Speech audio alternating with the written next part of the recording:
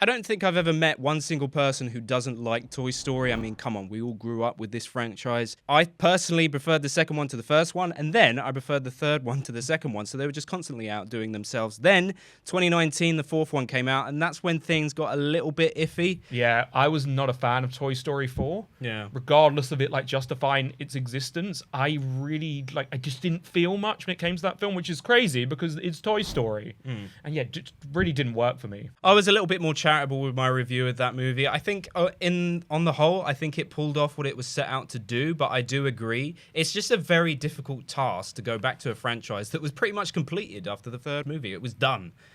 So how do you do a new installment? I think, all things considered, I think it pulled it off quite well. The fourth one is definitely my least favorite, but it's far from like a shit movie in my opinion. But yeah, the fifth one came out recently. We watched it together today. What did you think? It's such a mixed bag, man, because on the surface, there is a lot to like about this film. I'll obviously start with the positives. What I admired is the fact that in terms of the narrative, it was very much a back-to-basic story. And I don't mean that in a derivative way. I think in terms of the way this story was told. And a lot of that has to do with the fact that Andrew Stanton is coming back, who, along with many others, came up with the story for the original film. He's been with this franchise a lot of the time. This felt like the first three films in the best way. Just in the tone and the way it approached its subject matter.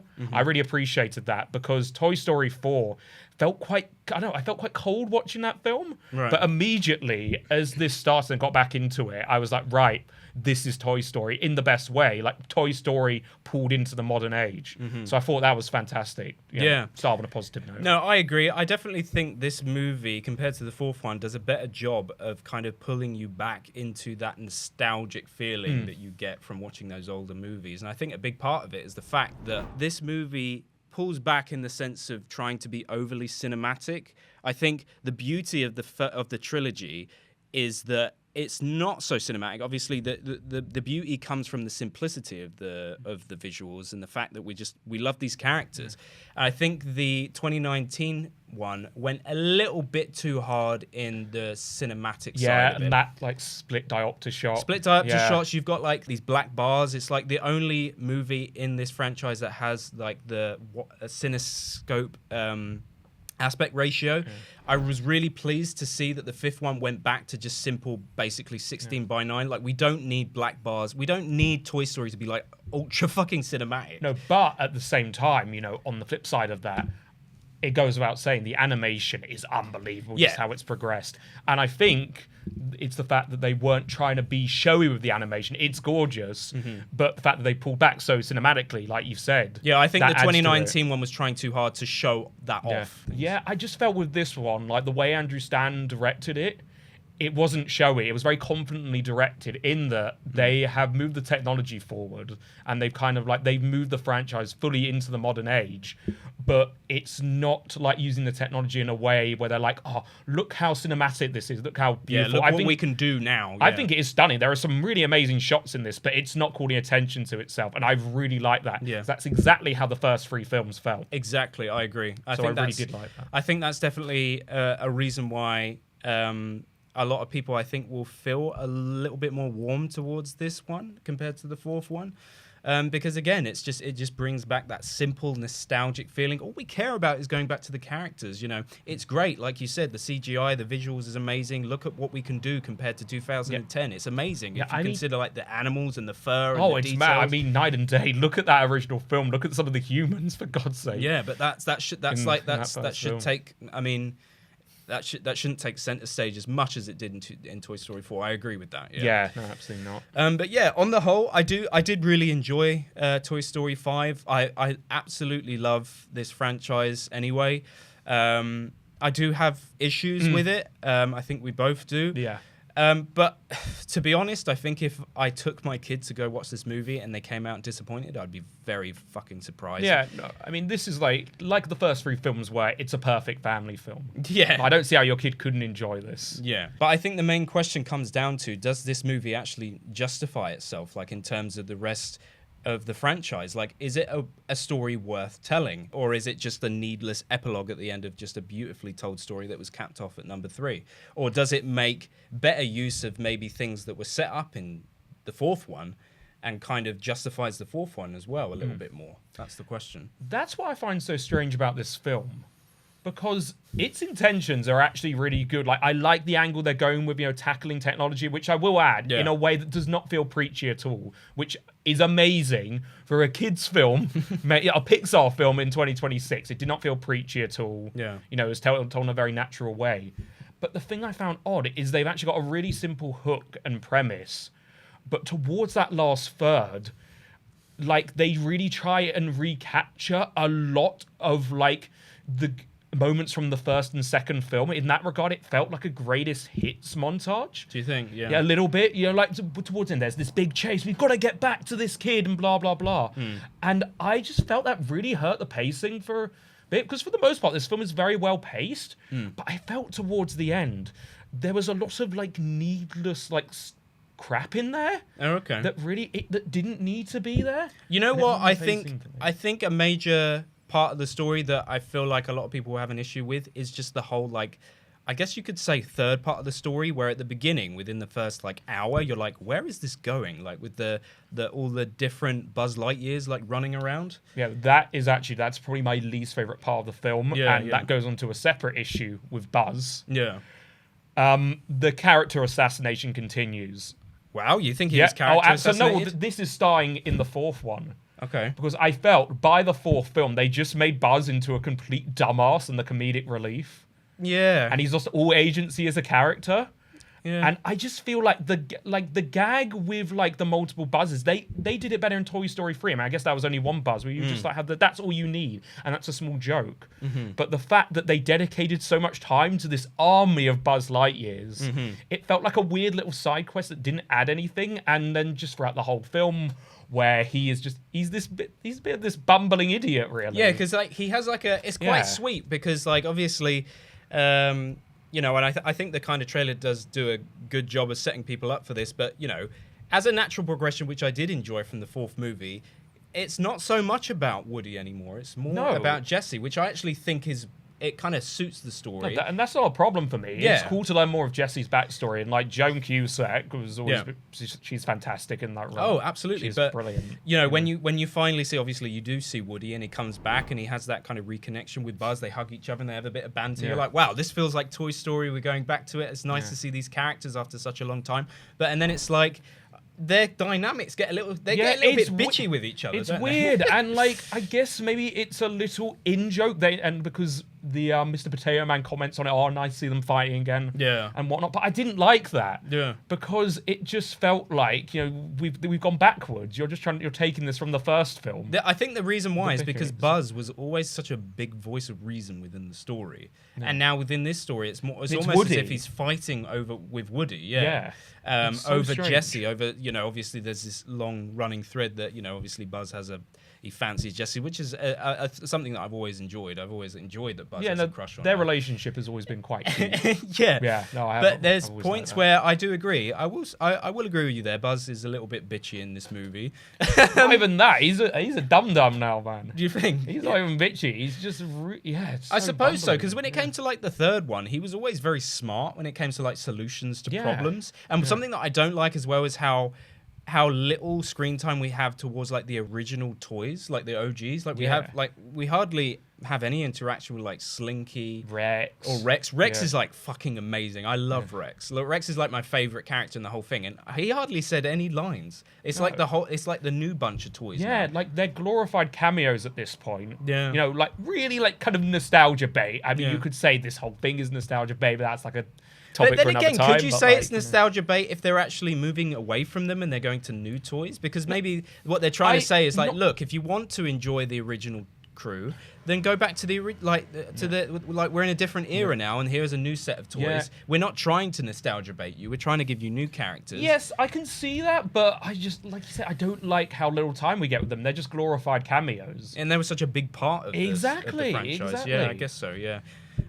It's weird. I don't know. I having said that, I do think that this movie is really, it does do a really good job of hitting all of those beats that you would probably expect from a Toy Story movie. I think for example, there's a moment with Jessie when it comes back to it ties back to the moments from Toy Story 2, which I thought were really well done and really poignant and really thoughtful. You could say that it's a little bit by the numbers and predictable in that sense, but at the same time, it's like it was always kind of like it always seems to take a kind of unexpected direction in terms of the themes that it tackles, obviously when it comes to technology, but I feel like it would be very strange for a Toy Story movie in 2026 to not address the technology issue, and I think it does, like you said, do a really good job of that. It does it so well, and I felt it could have easily been cringy, and actually very little about AI, thankfully. Yeah. Because I was dreading that. Yeah, it just goes back to the basics of kids playing on their tablets, which is a huge problem. Yeah, 100%. And there's no finger pointing saying this is bad. It addresses it in a very intelligent way. Yeah. But just the overall problem I had with this film, and again, it nails those beats perfectly, but I knew exactly where Jessie's story was going. The main frustration I have with this film is that for the first 3 acts, such a simple narrative. Bonnie is struggling to make friends. It's such an endearing concept, because quite a few kids can probably relate to that moment where they just, where they're struggling in life or they need to find their people, right? And everything's online. Yeah, and that's such a simple premise. And for the first third, brilliantly told. And I like the other girl they introduced, Blaze. Sorry, name? Yeah, no, I like Blaze as well. Even though I kind of did know where the whole thing was going once they got out, so I kind of predicted it. But it's with that third act when they do the whole big chase and. Just so ridiculously overly convoluted where they got to I wasn't mad on the little obsolete technology toys. Right. That was it the poop mat? I can't remember his name. They there were a few good jokes, but they kind of got on my nerves a little bit. Oh, really? Yeah. I quite enjoyed that.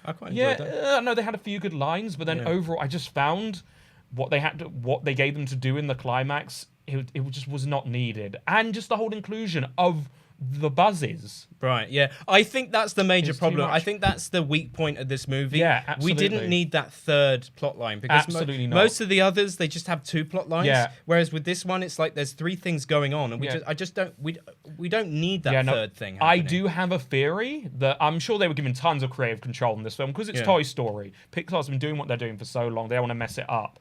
But I do feel like the Buzz stuff was maybe put in as a distraction for the kids because it's very much a B plot line that is kind of there to, you could say Disney now is a glorified, capitalist toy advert, but all the Buzz stuff, it's just very cutesy and fun. And stuff like that is great as a running gag, as a one-off bit. But the fact that it kept going and going, I really didn't like that. Yeah, I agree. I do think it wasn't needed, but it didn't bother me as much as it bothered you.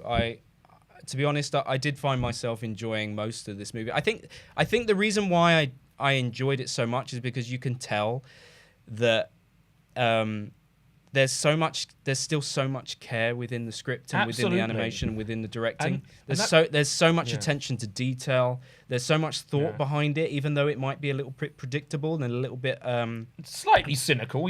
At the end of the day, it is Toy Story 5. Yeah. Just from its existence, not talking about, the creative team. Oh, you just think the existence of it is cynical. Of course, 100%, even of the 4th one. Yeah, but that is cynical. Yeah, you could say that, but do you think that maybe it's just because it's you're older now, you're not a kid anymore, and these things aren't as enchanting as they once were? Because I feel like that is a major factor that we need to address here, because, if I was, the age that I was in 2010 when Toy Story 3 came out, I feel like I would perhaps have a different reaction in terms of the way that the third act all comes together in a very convoluted way. I wouldn't be thinking about those things. Yeah, but if you're 8 years old, of course you're not. Yeah, exactly. It's not, but that's the thing. It's not designed for adults, really. Well, I disagree, because Pixar, in their heyday, they were the kings of making multifaceted children's films. Yeah, but I think in a way, that's true. They were, even with the first one, they obviously didn't know what they had. They were just making a kids' film, and in its simple premise and the universality of that premise. That's what made it appeal. But at the same time, I felt, even with the early films, they were definitely trying to, appeal to. Oh, no, I'm not saying that there's not adult appeal.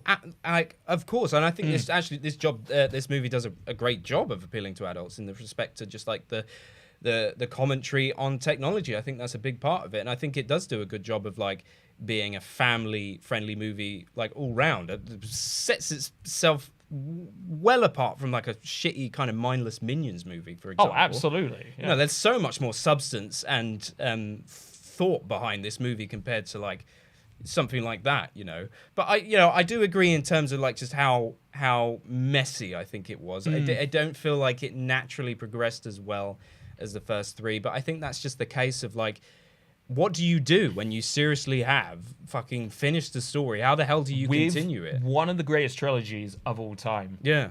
But then weirdly, I do think it actually progressed the story in a more natural way than the fourth one. Yeah, I don't think it was as elaborate as the fourth one. Yeah, no, even though that, this wasn't perfect and, in towards the last third, quite convoluted, the fourth one to me just felt like quite a nothing side quest that we could do without. I mean, this film isn't needed either, but this felt a lot more natural in terms of the themes it was trying to tackle. Yeah, I agree with that. I do think it is an improvement on the fourth one.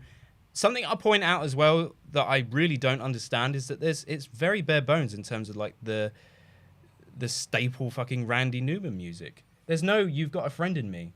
There's at no point is there "You've Got a Friend in Me" in the whole movie. And actually, I mean, that's the theme tune. I'm kind of amazed they resisted the temptation to do that because, like I said, this does feel like a back to basics film, very reminiscent of the first three. I could definitely feel that. But yeah, very strange. No Randy Newman score. I thought that was really weird. That's part of the fabric of Toy Story. That is Toy Story. I thought, like, when they opened it, I was like, okay, they're holding back on it. I quite appreciate that. They're waiting to play it, and then at no point do they play it. And I'm like, what? We're waiting to hear that. I mean, they play the kind of the theme of When She Loved Me when it comes to Jessie's story, which does get me every time. It's such a beautiful, so beautiful, man. song. Such a beautiful piece of music. But yeah, that was just a point where I was like, wow, you're not gonna play it at all? What? Like even at the end? Respect to them for like resisting it. And what did you feel about the change in the art style when it goes to these sequences where the kids are playing with the toys and it becomes all kind of, crazy? It's very like kind of pop art. Yeah, it's more pop arty compared to the other ones. Surprisingly, I actually didn't have a problem with that, which is weird because, the fourth one tries to do a bit too much. Yeah. It tries all kind of artsy like stuff. Yeah. But I actually didn't mind that. I thought I liked it as well. I thought it was cool because then it actually, in a weird way, lets you into the psychological state of these kids. Yeah. I thought it was great. When you're playing with your toys, you're making up your own lore. Mm-hmm. So I actually thought that was really cool. I thought it worked well as well. But then also another thing I thought it worked well, like even though I wasn't mad on like Mr. Poop, there were good lines. I did actually like the comedy in this film. Yeah. It felt like classic like Pixar comedy. There wasn't too much brain rot in there. This was like relatively quite a funny film. I chuckled quite a bit. I mean, I actually think it was the least funny of the whole franchise, but I still prefer it to the fourth one, if that makes any sense. Yeah, I mean, I was going to say, like, with the fourth one, I don't remember laughing ones. I mean, maybe we love a bit of Duke Caboom. Duke Caboom was great. And obviously Key and Peele and stuff like that. But yeah, it's a weird one. It's strange. I do feel like we are kind of shitting on this movie in respect to just kind of how we feel in terms of nostalgia when it comes to us being kids in relation to the original trilogy. Yeah. But when it comes to like new viewers, like kids who are younger, I feel like, again, I just think it's set out to do so many things, and I think it achieves so much compared to your average movie. And I'd be so surprised if you came out and you were like, oh yeah, like I'm a kid and I didn't enjoy that. No, that would be so surprising. But look, the good thing is, I mean, not this the bad one to start them off with, but they'll watch this and then go to watch the first three. So there is a positive in that. Yeah. But then the other interesting thing with this film is that, I mean, the fourth one suffered this more so, is that it has the shadow of the first three completely looming over it. Very similar in a sense to Godfather 3 with the first two. When you have like previous films that are that perfect, that beloved, just so like excellent. It's tough. I don't think anything will measure up to it. And I think that I did feel that with this film. Yeah. Even if they really do try, and mostly successfully, I do like this film, but it's just weird because like with every positive, there's like a caveat. There's a weird drawback. Yeah. I feel like one thing I did notice is that there's quite a dearth of just natural, normal dialogue scenes in this movie where like two toys are just like talking. It's just like there's constantly so much happening, and like so much is progressing, but there's never a point where like two people are arguing, because the beauty when it comes back to the original ones, it's like a lot of it is just toys arguing with each other. Yeah. And like debating what to do, and there's something quite simple and beautiful about that, because the character dynamics are quite gripping when it comes to they're original. like in the simplicity, they're so complex. You know? I mean, Woody trying to drill into this toy that he's not a toy in the first one, or the second one, where, you know, obviously you've got Jessie conflicted with Woody on like what to do. You know, I want you to stay here with me, but there you know, you're wedded to this kid, and I was betrayed by my former kid, and now I'm kind of like, you know, I'm like Jules at the end of Pulp Fiction. I'm just walking the earth. And then the great comparison. And then the third one is like, you know, they're so debating. many excellent scenes. Yeah, the third one, there's so many just like intense kind of argument scenes where like Woody's like, look, you know, it's such a big part of the story that Woody is the savior. He's the guy who takes charge. He's the fucking sheriff. He makes the decision. He doesn't let anyone down, you know. He's loyal to his child. Yeah. And it's a very strange idea that this story has taken, that suddenly Woody is now not loyal to his child at all. And that was obviously a decision that Toy Story 4 made. It's like, but how much does that play off? I mean, obviously now Jessie's taken his place.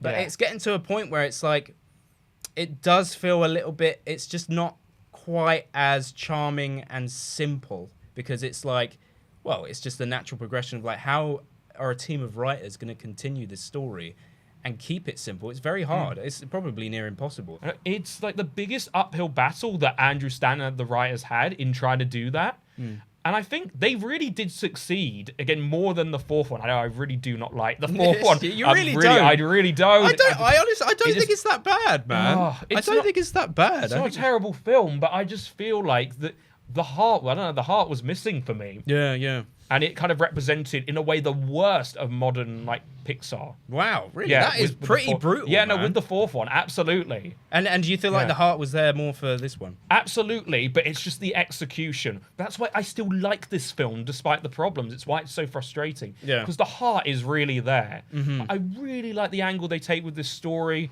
and all the stuff with Bonnie. It didn't feel too cutesy. It was very sweet, quite emotional. Yeah. You know, you really want to see this child, find her friend and find someone to play with. It's so sweet. That is the problem. This feels like, though a much better, in a weird way, in terms of its intent, a much better executed epilogue, it still feels like an epilogue. You can still go with the first three films, and it's a complete package. You do not need to know anything else. You don't need to know what happens. It's best left up to your imagination. Maybe if it was actually more like a DLC, it wasn't like a Toy Story 5. It was like, it was literally just like a natural epilogue thing. It wasn't actually labeled like a fifth installment. No. You'd feel a little bit better about it. But yeah, I mean, I vibe with it. Fair enough, though. I completely get where you're looking at it, and I see that as completely valid, and I get that perspective. But I think all in all, it was just impossible to reach the heights. I think the peak of where it went to, I don't think it will ever get to that point. I mean, I don't know where this will stop. I mean, God knows. Yeah, I mean, maybe a 6 or a 7. Tom Hanks, Tim Allen, if you're long in the tooth now, what happens at Toy Story 10? Are you gonna? What can happen from there? I quite like the bit about him having the ball patch. Yeah. And I was worried about that joke. That got a laugh out of me. That was quite funny, because also they didn't overuse that joke. It was just the right moments, that little glimmer of light. That was funny, and it was such a big thing online as well. Yeah. No, I completely and utterly see what you're saying, but still, I came out of it and I enjoyed it, and I do feel like I would watch it again and appreciate it, but at the same time, it will never reach the heights of the first three. Not. But it's still worth watching.